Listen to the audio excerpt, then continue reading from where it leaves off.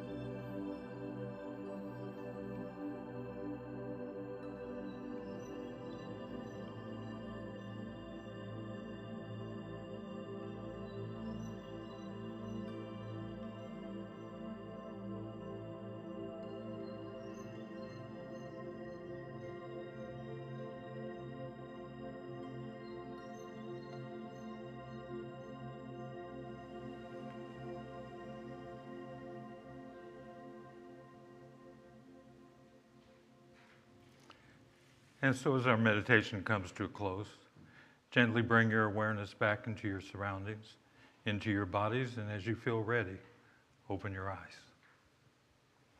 Welcome to those of you who have joined us while our meditation was in process. We're so glad to have you with us virtually or in person. We're going to begin our service right now by singing our opening chant, led by the wonderful Karen Mitchell.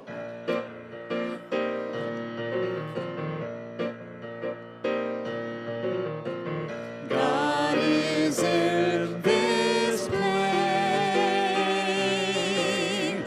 God is in this place.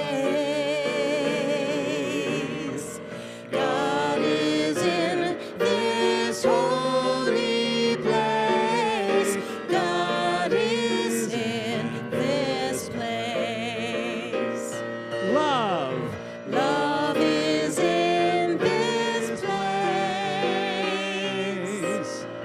Love is in this place. Love is in this holy place. Love is in this place.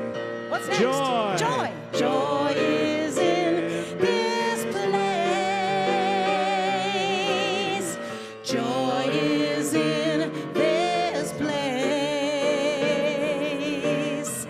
Joy is in this holy place. Joy is in this place. God is in this place. Oh, yes.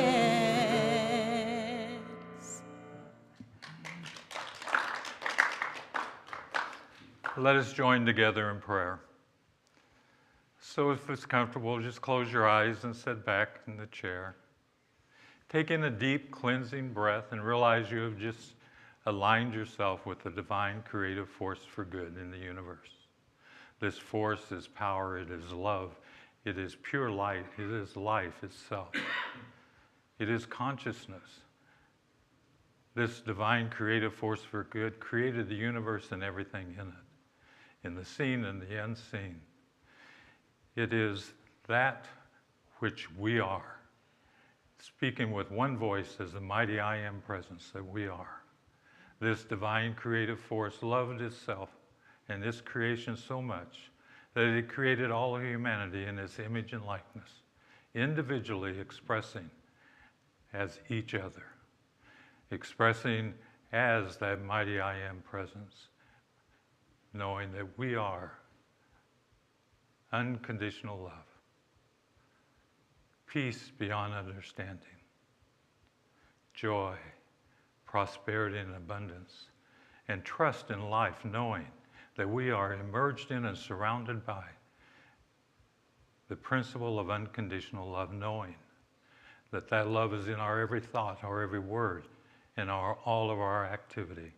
So I declare this evening is perfect, knowing that we have come here to hear the words expressed through and as Reverend Sydney, as the voice of God, uplifting and inspiring us to a higher order of being, allowing us to enter into that divine, creative, harmonious flow of life. We are grateful for our musician Sam, for our soloist Karen. We are grateful for Reverend Sydney. We're grateful for all of our ministers, our practitioners, and all who have brought this service into fruition this evening. We're grateful for our sound and our visual team and all who have made it possible. Knowing this is the truth, I speak it into law, for there's nothing left for me to do because it is so. As together we say, and amen.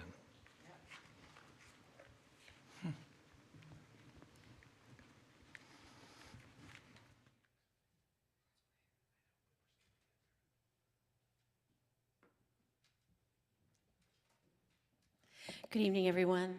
and everyone online. I don't usually say anything before I sing, but I really wanted to share with you the song that Sam and I are going to do. I wrote this song based on a Martin Luther King Jr. quote that really inspired me. And here we are in Black History Month and in the season for nonviolence, which goes through April 4th. So I just wanted to share this with y'all. So here we go.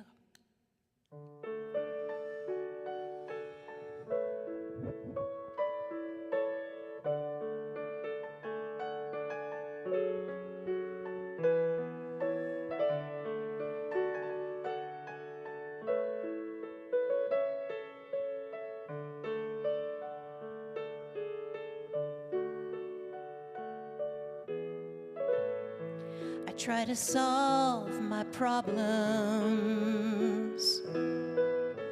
with the same mind that created them. Time to clean out the closet and throw away what's holding me back today. It's the same old question, and it's the same old lesson learned. We gotta get to the feelings underneath and find out what we believe. Darkness cannot drive out darkness. Only light can do that. Hatred cannot drive out hatred. Only love can do that. Only love can do that.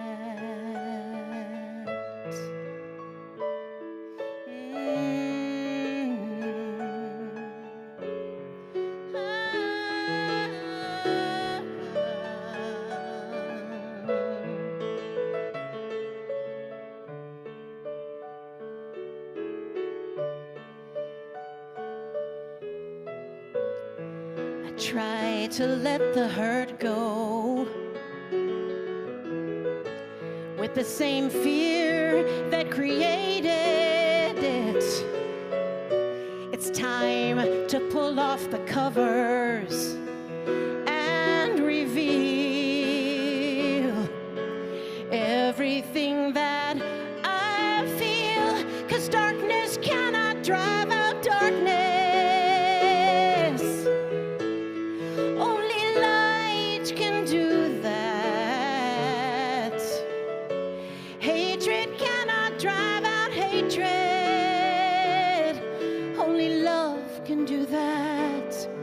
Only love can do that. Sometimes I think we've got so far to go. Sometimes I think we just don't want to know. The longing and the pain and all the suffering remains until we let it go. Deep inside, I know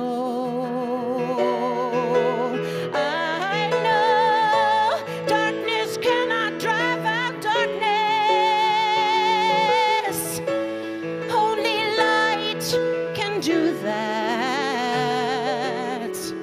And hatred cannot drive out hatred. Only love can do that. Only love can do that.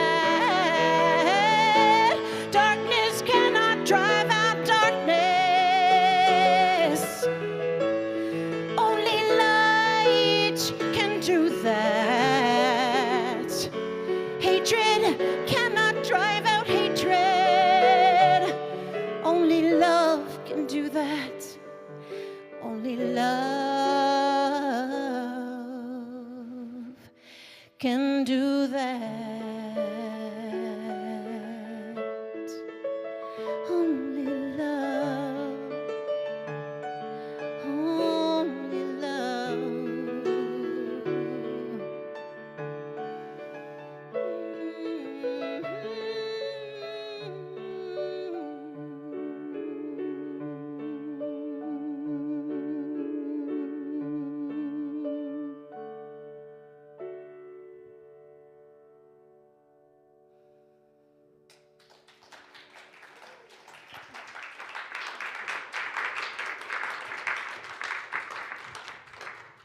Well, that's not the talk I had planned on giving, but that's a great talk. Oh, don't worry about it. Don't worry about it. Yeah. We'll go home early. Okay. I am Reverend Sydney. I'm so glad you're here. Thank you for joining us. I'm really glad you sang that song. It's just beautiful. Thank you so much.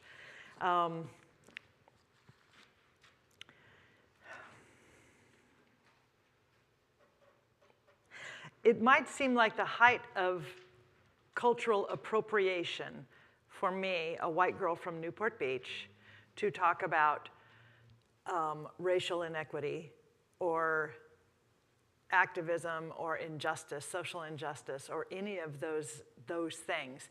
And yet, the reason I talk about it from time to time is that I want all of us to be willing to look at the ways in which we might be holding on to beliefs of our ancestors, that we might be living out those fears and those ideas, and how we might be expressing them in the world and in our own lives. Because anything that we are holding as an idea or a belief, whether we are conscious of it or not, if it has a deep root, if it's got some power and some root and emotion, it's absolutely going to affect how we live in the world. It's going to affect everything we do. So I started a long time ago really looking at the fact that, again, white girl from Newport Beach, and I thought, wow, I have been working energetically and honestly and intentionally in the areas of looking at my own culpability in the area of racism, my buried prejudices, and it makes people uncomfortable. It makes me uncomfortable, but that's what I have to do, because I know that for someone like me to think that I didn't grow up with those ideas and those habits and those beliefs would be the height of dishonesty and arrogance. And so I'm sure I did. So I am constantly looking at the areas in my life where I have something that is in there that needs to be interrogated, that I need to get curious about, that I need to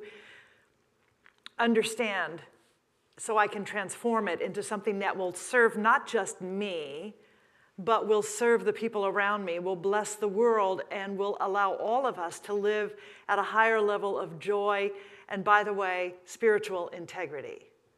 And I think that that's really, really essential. So now the talk title for tonight is The Healing Power of Decision, because I've been hanging out a lot with my buddy Raymond Charles Barker.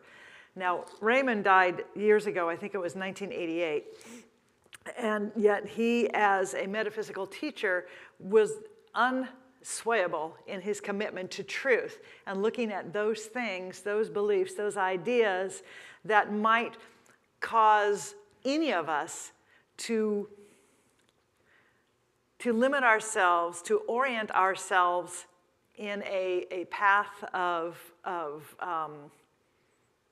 suffering, limitation, or anything less than the divine. And he was what we call an absolutist. So he would brook nothing short of, this is the absolute truth, and that's how it is. And you really want someone like that in your corner if you're going through some heavy stuff. You know, you really want someone who's going to believe in the absolute truth, the wholeness of God, and the power and the presence and the purpose and the nature of life as being whole, perfect, and complete by means of each and every one of us. I want that. You know, if I'm going through hell, I don't want someone to just bring a flashlight and say, well, watch your step. You know, I want someone who's going to say, you know what? There's more. There's a greater experience. Let's lift up and do this together. So I have collected some quotes of his from this. So his book that I'm looking at is called The Power of Decision. And I know that every day we have the opportunity to decide not just what we're going to wear, where we're going to go, and all of that stuff, but who are we going to be? Who am I to be? Am I to be a stand for God? Am I to be a stand for love, for peace, for justice? Am I to be the truth in expression? You know, there's an interesting thing that I found myself shifting over. I often will hear myself say, God knows itself by means of me. And I saw something that Raymond had written in here. God knows itself, knows me by means of God. So it's not that God knows me or you as you or me. It knows you as itself, right? You are God. So often we will say, I am God in expression. God is looking at us saying, you are God in divine expression. God is that presence within us that is defining us. And yet we don't recognize and acknowledge all the time our pedigree, our divine pedigree. We don't do that. Am I making any sense here? Okay, good. I'm so glad. Sometimes I have to check in and find out. You know, so a couple of his quotes that I'm going to start off with before I really dive into this. He said, the principle of life is that life responds by co-responding. Your life becomes the thing you have decided it shall be. Okay, I'm liking that. Your only tools in life are your mind and emotions. Okay, how do we feel about that one? That's good news, bad news, right? This one really got me. Any wrong decision you have ever made will become unimportant when your attention is shifted from it to a creative reason for living right here and now. That is huge, because we so often look at our past and the decisions we've made and thinking, oh, wow, I can't believe I did that. Maybe it was just an hour ago. Maybe it was 20 years ago. I can't believe I did that. I wish I had done better. I wish I had known more. Not realizing that whatever it was, first of all, God's not keeping score. This presence and power does not keep score and doesn't play favorites. So it is just knowing itself, knowing this life, this flow, this energy, this idea as itself, as God, as wholeness, as love, as new possibility, as creativity, every moment, every moment, every moment. So this idea of any wrong decision you have ever made will become unimportant when your attention is shifted from it to a creative reason for living right here and now, because we are living in the right here and now, and the only power we have is right here and right now. And the entire universe is active and present right here and right now, as and in and through us. It's the universal imperative to create from that which we are present with. So if we are present with this moment of possibility, of divinity, of love, of joy, of beauty, of life itself, of compassion, then the universe is creating. That spiritual law takes that and says, yes, let's do this, let's do this, let's do this, and it's there.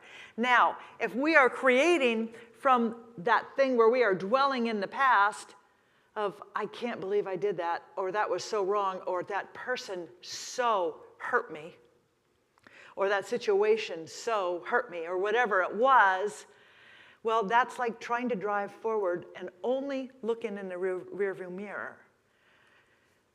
But spiritual principle takes whatever we give it, and if that's what we are going to be present to, our regrets, our fears, our shame, whatever it is, our pain, our struggle, our sense of not being enough, because when we were 4 years old, someone said, you're not enough. If that's what we are present to, that's exactly what is being created for us. Now, we have this magnificent thing called the mind. And we are thinking not just as our own mind, but we are thinking from the infinite, the divine mind. But how many of us remember that every day? We tend to go to that limited place and say, oh man, I wish I knew how to do this. I wish I knew how to make this happen. I wish I knew how to connect with that guy who could probably give me the best job in the world, or this person over there who could tell me how to do this. And, and so we have all these conditions. And yet there is that within each and every one of us that knows exactly how to bring about unconditional love, that truth that we are, the love that Al Cid talked about. Because all that presence knows is love. It only knows love. Is that making sense? Ish, okay. Here's a thing from Raymond Charles Barker. Great spiritual ideas are not born in gloomy minds. Gloomy, depressed minds are not the wombs of creativity. They spawn negatives, not positives. So that was really something. And he was writing about this in terms of Jesus, the teacher, Jesus, our spiritual elder brother, and saying, you know, he must have been a joyful kind of guy, because look at all the amazing ideas that he came up with. You know, the story, whether you call it the myth and allegory of the Christ, or you call it the truth and the history, this had to be someone who was fully aware of his joyful nature. And that's what we are called to become aware of, our nature of joy, our divine nature of love. All creation starts with desire. And what Jesus talked about, what Buddha talked about, what Oprah Winfrey has talked about, is that creation starts with desire. And our attention to our desire makes us a divine conduit. Right? We become these divine channels for the limitless power and activity of God as us. So just as darkness can't get rid of the darkness, only light can do that, that when we are paying attention to our desire as a divine idea, then that is the alignment that we are called to be and to become, that we align with the truth of our being. Not the opposite of that. So we are aligning in love and possibility and hope and joy and all of those things, because that's what desire is, right? It brings a passion and an excitement to us.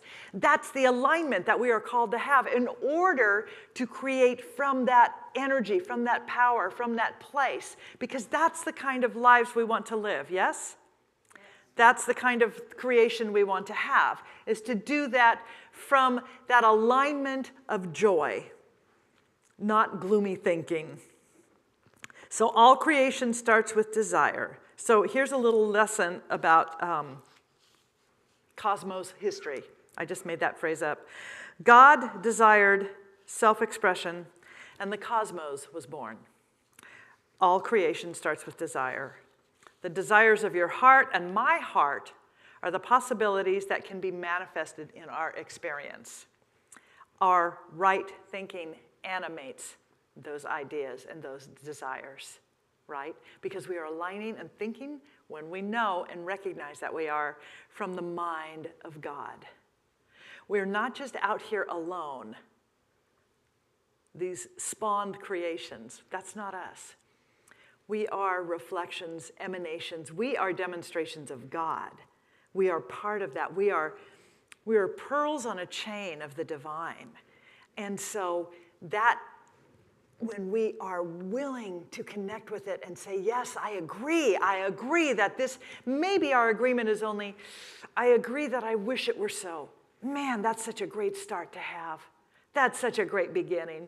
Oh man, I just wish it could be better. Okay, that's a start. That's a great place to start. So our desires are restless to be born and to create by means of us. And Raymond Charles Barker said, do not let your material humdrum thinking keep them stifled any longer. These desires are restless to be born. Desires are not hopes, nor are they dreams. They are potentials to be unearthed and brought to fruition. Our part in the divine collaboration with Spirit is to decide to start thinking of them as being not only possible, but actually so now.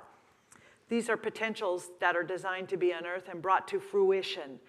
The desire for freedom, the desire for equality, the desire for justice, the desire for respect and for integrity. These are spirit longing to come forth and be brought into fruition. This is not willy-nilly, ooh, I wish this could happen. This is This is the divine imperative of the truth. And so as a nation, here we are, trying to find our way, trying to orient to something, and feeling really conflicted, yeah, and confused. Perhaps we're not confused about the idea of justice, social justice, and racial equality, but we're so confused about how to really, truly, truly bring that forth and be a space for that, or to try not to hate the person over here who doesn't agree with us. And I've spent a lot of time, and listen, I got to tell you the truth. Sometimes I can go there like that, like, man, I just hate that person and that idea. How can they be so limited? How can they be so racist? How can they do that? And then I have to remind myself that all I'm doing is perpetuating. So what we know, too, is that we are given a desire and also the means to have it come true. So we have to be willing vehicles for it. You know, here's the idea. If you spill milk and you ask God for help, God's going to give you the towel, but you're going to have to get down and clean it up. So we all have work to do. It's time for us to clean it up. It's not just a little cleanup on aisle 7. It's cleanup in the entire world, particularly, let's start with our country. It's cleanup there. And it's cleanup, though, before we go out there, with our own consciousness, our own awareness, and knowing, first of all, that there is enough. You know, we are so afraid, collectively, that there's an other who's going to take that job, who's going to take that money, who's going to take that thing, that person, whatever it is. Can we begin to cultivate the idea of a God that is abundant, infinite, that infinite really means infinite, meaning there's enough. There's enough money. There's enough employment. There's enough love. There's enough of all of it. And we are enough because we are God beings. We are God beings. So our part of this divine collaboration, as I said, is to decide to start thinking as these ideas as being ready to be brought forth. And that they're not just possible, but they're actually true now. So in the experience of God, in this circle that is the infinite divine, that which is centered everywhere, whose circumference is nowhere, anything that's ever going to be created has already been created in the mind, in the heart, in the soul, in the spirit, in the energy that is God. So wholeness is already present in that. Equality is already present in that. Abundance is already present in that. Health is present. Prosperity, loving relations, it's already present in the mind of God. We are the ones who have separated ourselves from that presence and that existence because I think fundamentally we don't think we're enough or we're worthy of it. We don't think we deserve to be God. We might think we deserve to be talking about God or thinking about God, but not actually practicing God. And in our class last night, I talked about this. I said, you know, the thing about this particular teaching that I love so much is it's not about observable spirituality. It's not about historical spirituality. It's about practicable, usable spirituality. It's about using something and living as that as spiritual law and possibility right here and right now. If I wanted observable spirituality, I would go read books about the Tao and I'd read about Sanskrit. And I do that because I'm a geek and I do that stuff. But what I want is something that can be used in my own life. So that's a decision. That's a decision. And what we get to do is decide to court possibility. Can we decide to court, to romance possibility? Raymond Charles Barker wrote, "A few days of glimpsing the possibility of desires which have been knocking on the door of our imagination will lead you into planning their arrival." Oh, And then he said, take one of them, just one of them, and make it so by knowing it is so. Now, this is one of those what if kind of exercises where you put yourself into a deep imagining of becoming that person now. We talked about this in class last night too. It's called a mental equivalent. We become that place now for that particular thing that you desire to have or be. You become it now. So in its simple form, it's if you want to be a writer, write lists, write doodles, do whatever you have to do. Practice the alphabet. If you want to be a painter, put a brush in your hand. Come paint my bathroom. I would love to have that. So that we are showing ourselves, we are showing the divine law of our being that we are available, that we are willing, and that we are now living as that mental equivalent, that consciousness in the vibration of that particular thing. And that brings us back to how do we court that possibility as being present now when it comes to justice, when it comes to equality, when it comes to healing our inner racism. It's by doing it. It's by doing it, because when we make the decision, then we begin to open ourselves to the inspiration, to the guidance, to the people that can support us, the paths.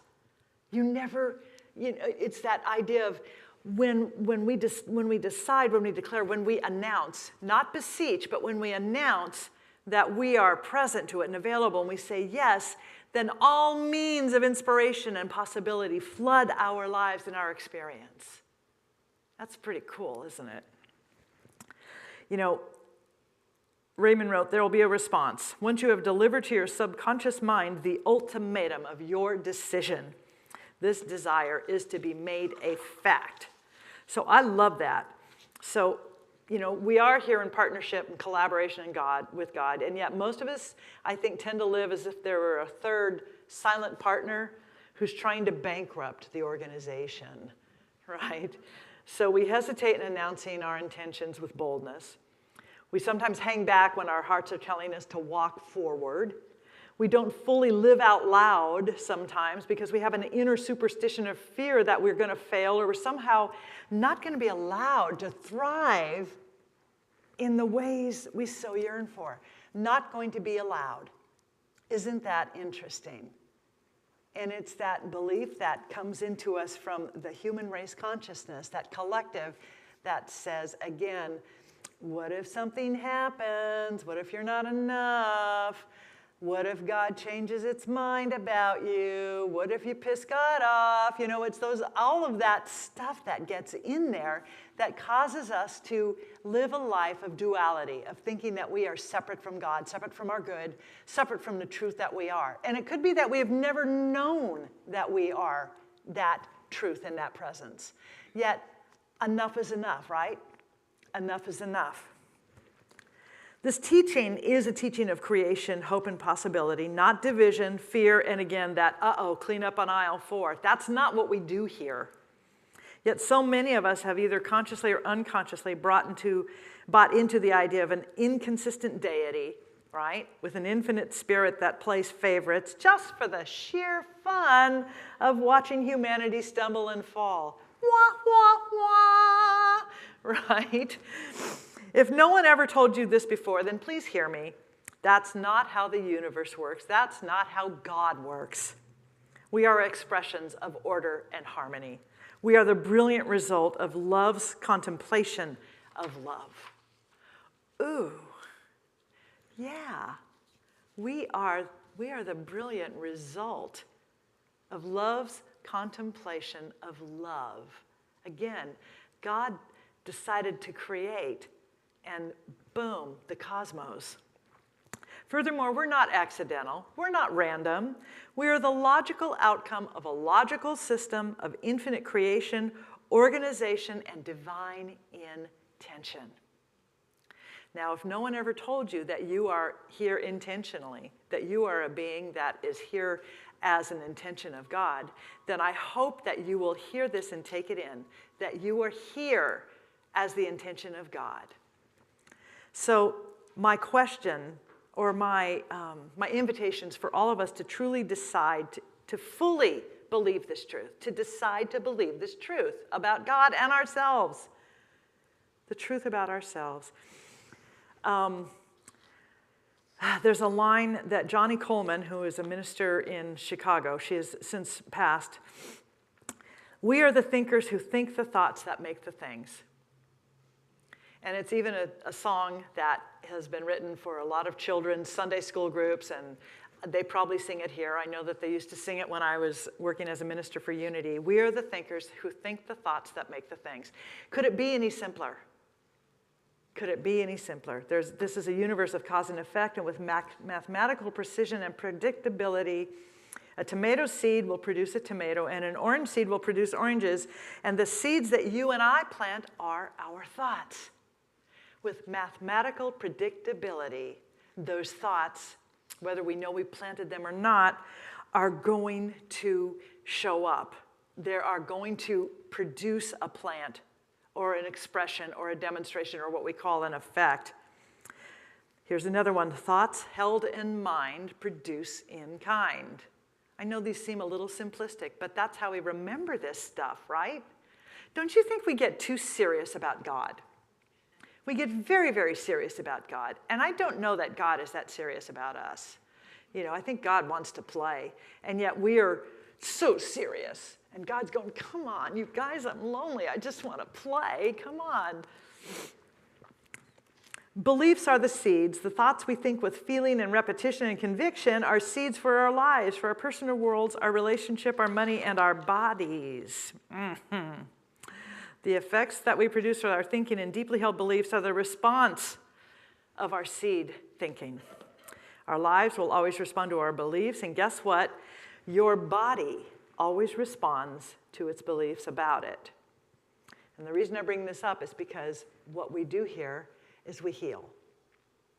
We come to the infinite presence within so that we might heal. I don't heal you. The presence and the energy and the power of God that is already healed, that is already whole, that knows you as God, not you as you, that is complete healing and wholeness. So, some other thoughts about this. Your body responds to its beliefs about it, and it's true because your subconscious mind can only create out of your own beliefs, not out of another's beliefs. Everyone around a sick person wants him to recover, to get well, but their beliefs cannot make him well. And here's what happens. Often there is a weak conscious decision to be well, while at the same time there's a definite subconscious decision to be sick. Guess which one will win? That subconscious will always win out. It's true in any area of life, but especially in health. Because when we have an intention here, that's one that's new, that we're introducing, that's young, it hasn't really rooted in our belief system, in our BS, right? But if we have not really, really nurtured it, there's this stuff that we've been practicing and believing for a long time, and it's got some cred going on there. And that's the one that's going to overwhelm and overtake that intention or dilute it. So our job is to really, really work to keep our awareness clean or to cleanse it. Yeah, clean up on aisle 7, clean up on every single aisle of our thinking, all of it, so that we can practice, knowing that we are divine. Decide to stop accepting illness as normal. We do that, don't we? Illness is an abnormality functioning in a bodily system that must have normalcy in order to express creative living. Illness is an abnormality. So, sickness has a particular psychology of its own. It not only conditions the body, it conditions the mind. Isn't that something? It conditions the mind. It creates strange quirks in our consciousness. It absorbs the bulk of our attention, and all of our decisions are made in terms of what's wrong with us. I think we do that as a society too. We vote in terms of what's wrong with us. We elect people in terms of what's wrong with us. And we elect a lot of Band-Aids, have you noticed? We elect a lot of duct tape. What if we declared and announced that that which we desire and deserve is wholeness on every level? And we stuck to that and supported those ideas and those people so that we know that we are living in a place and a space of integrity, of spiritual integrity, of wholeness. Disease holds people in its grasp very easily. They do not see things rightly. It twists and changes their viewpoints. So if you have any doubts about this, consider the last 3 years, how we normalized illness, terms like symptoms, phrases like long-term COVID. Just think it's kind of a normal part of our lexicon. I'm not in any way suggesting that when we are sick, that it's not real, or that we don't actually have like real discomfort and pain. And I was just speaking to a friend of mine today who is dealing with the effects of COVID. And I'm not in any way invalidating that. But I'm suggesting strongly that the more we regard illness as a given, or infirmities as a given, or decrepit things happening as we age as a given, the harder it's going to be to remember the truth about our divine nature. In other words, if we're going to be present to all of those ideas, that's what we are going to be experiencing. So it takes work to bring our thought back to the level of God. You know, there is not now, and there never has been, a spiritual design for sickness.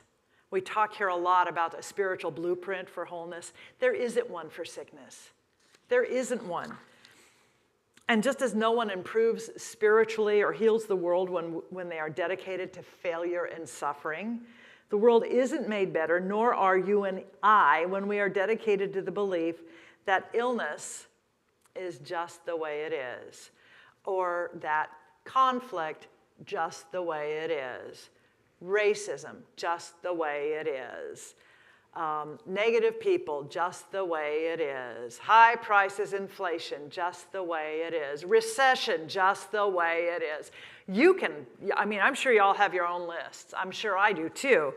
But the infinite mind knows nothing of illness. It knows nothing of illness. It only knows itself as health and wholeness and order. So when you and I decide to start thinking as infinite mind is thinking, we become available to that same experience of health and wholeness as physical beings, as members of a society. That we begin to act in integrity with that and do those things, take those steps that we are guided to take in order to be the love, to support our hearts, to support our friends, to support the strangers, to support people, and just knowing that each of us is here as a divine human, that we are blessed, each of us, and that you can't take anything from me and I can't take anything from you, but man, I have a lot to give. And I know you do too.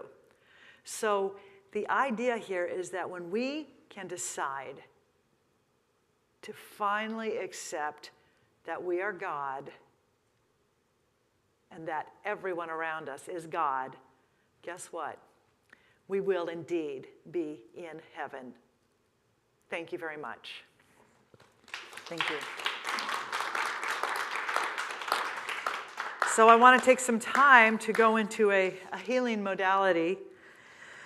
So I'm going to invite you to just relax and let this chair support you and allow yourself to simply be where your body is. And I'm going to offer this in the first person, and I invite you to take it in as a voice that leads you into a deeper recognition of wholeness and divinity. There is one life, God, and that life is my life now. The mind that created my body is the mind that maintains my body. This mind knows exactly what to do to keep me in good health. So I affirm the perfect action of life. I praise my health, for it is of God. Intelligence alerts me to every means of maintaining and expanding my health.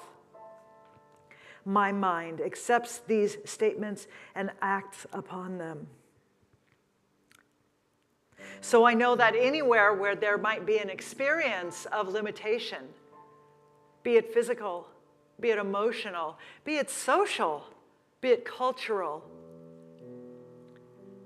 that there is that within all of us, that same infinite mind that knows exactly what to do and how to do it. So we claim to know that now. We claim to be open to it now and allow it to flood our very beingness with the highest truth, the highest possibility, the highest freedom, the highest joy, and the highest integrity possible. And in that integrity, every part of this human body, this social body, this cultural body, this emotional, this spiritual body, all of us throughout this world, all of us are in alignment now, fully awake, fully recognizing, fully knowing that one presence, that one power, that one divine intention, that intention for wholeness, and it unites all of us in its action, in its activity. So I know that the activity of God is fully expressing now as abundance for all.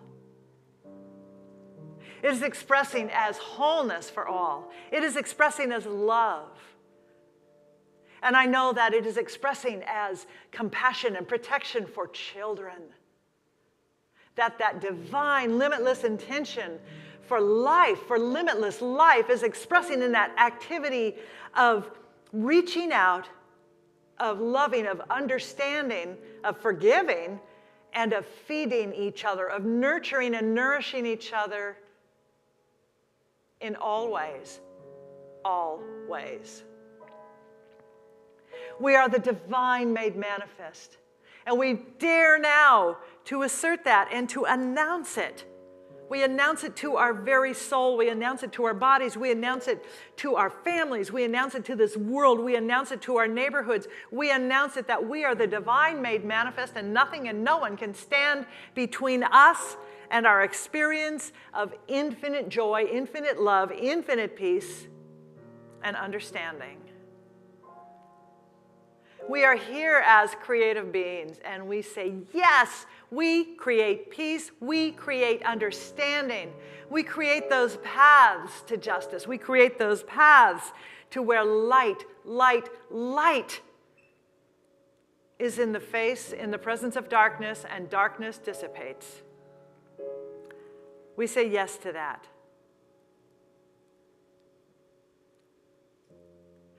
Healing is our nature. Health is our nature. There is a divine pattern for perfection at the center of all life, individually, collectively, in all areas. So we recognize it and we claim it as our own. What a joy it is to know that we are not out here alone, randomly tossed to the elements, but rather we are the elements of God itself. And that we are harmonized, we work together, just as the planets rotate in order, we are aligned in order. And all life is supporting us in this knowing, in this realization, and we are lifted up together, because together we rise, together we heal, together we are blessed, together we are prospered, together we are that gift of life to itself. So we bless this church. We bless all churches, all paths to God, all temples, all ashrams, all mosques, wherever people gather, knowing that that is where that light of God is coming forth, shining forth, and we say yes to having it shine brighter in us and as us. We are that light. How wonderful to know that.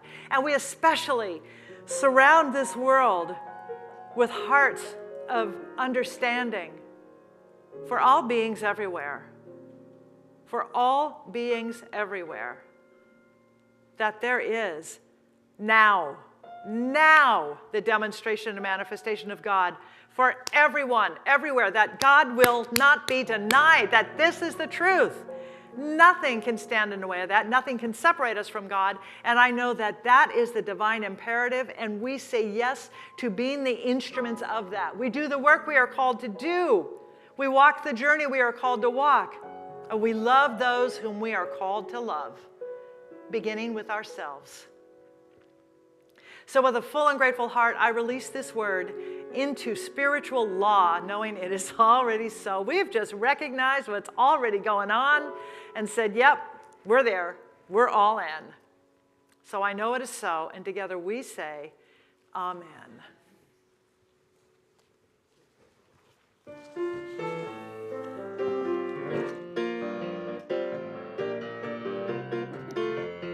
I release and I let go. I let the Spirit run my life, and my heart is open wide. Yes, I'm only here for God. No more struggle, no more strife. With my faith, I see the light. I am free in the Spirit. Yes, I'm only here for God. I release and I let go. I let the Spirit run my life, and my heart is open wide. Yes, I'm only here for God. No more struggle, no more strife. With my faith, I see the light. I am free in the Spirit. Yes, I'm only here for God. You know, yes, I'm only here for God. Yes, I'm only here for God.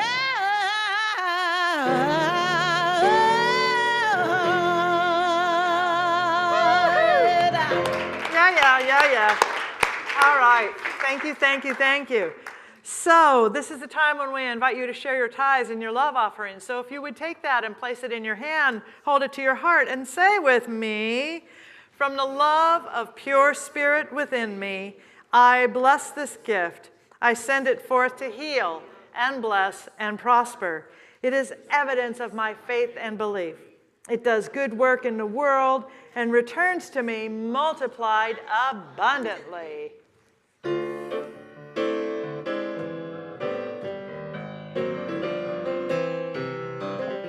Blessed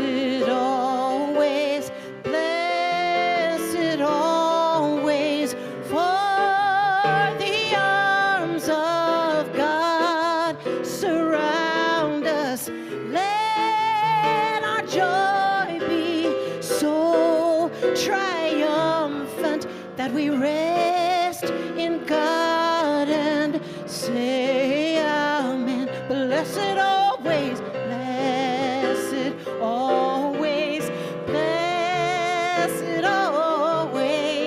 for the arms of God surround us.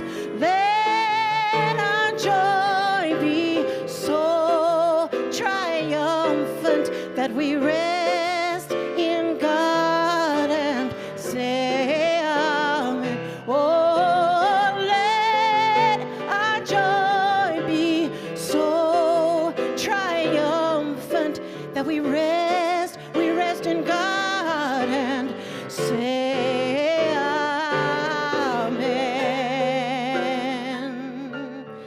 Rest in God and say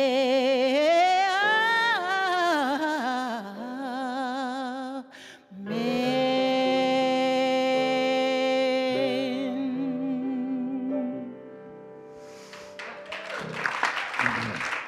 Amen and hallelujah.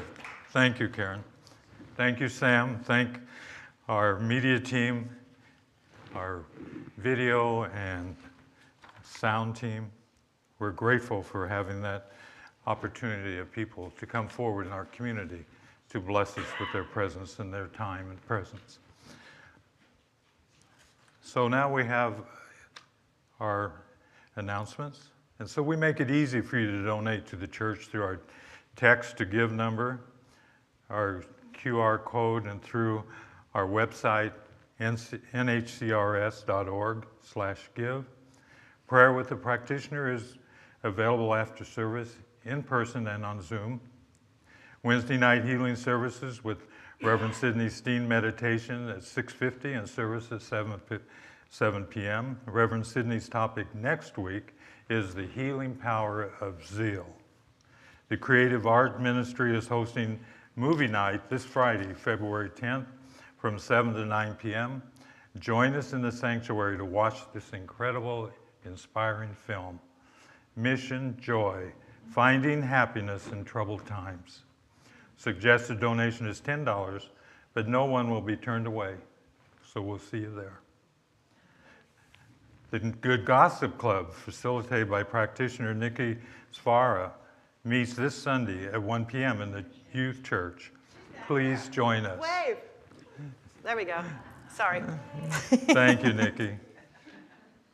Our grief support group. This group, facilitated by practitioner Carol Winokur, meets this Sunday at 1 p.m.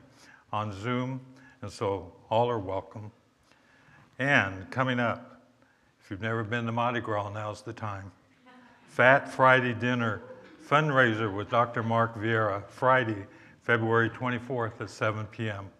Join Dr. Mark, your church family, on the patio for a delicious New Orleans-inspired dinner, followed by dancing and a live band. Tickets are $50 and can be purchased online or on the patio on Sundays, so we don't want to miss that. Annual membership meeting Sunday, February 26th at 1 p.m. The annual meeting is for members of the North Hollywood Church and will be held in person and on Zoom. The Zoom link is in the same link used for our Sunday and Wednesday services and can be found on our website. All members are encouraged to attend. The Bali trip with Dr. Mark Vieira in 2023. Dr. Mark is taking a group to Bali September 5th through the 15th, 2023. An invitation brochure and Sacred Covenant can be found on our website and on the patio. Our youth and family ministry supports kids from toddlers to teens, Sunday at 9:45 a.m. Join us. Loving Outreach Ministry, we are collecting new and gently used clean blankets, coats, and sweaters for the homeless. Drop your donations in the red bin in the patio on Sunday. Zoom visual patio, before and after Sunday and Wednesday services. Zoom meditation, every morning, Monday through Saturday, from 7:55 to 8:15 a.m. Visit our website, NHCRS.org, to obtain Zoom links and more info about our events and to sign up for our weekly e-blast and monthly newsletter. And so now Reverend Sidney will give us our benediction. All right, you did great. First time on this podium. Awesome. First time. You did good. Thank you very much. Nailed it. Okay. So we're going to say what we say when we are here on Sunday. So you can repeat after me if you would. I am at home in the heart of God. My life is anchored in truth. I can never be separate. I live in the consciousness of peace. And I release all fear. I am living love. Amen. Let's all stand and join Karen Mitchell as we all sing one more time. Blessed always.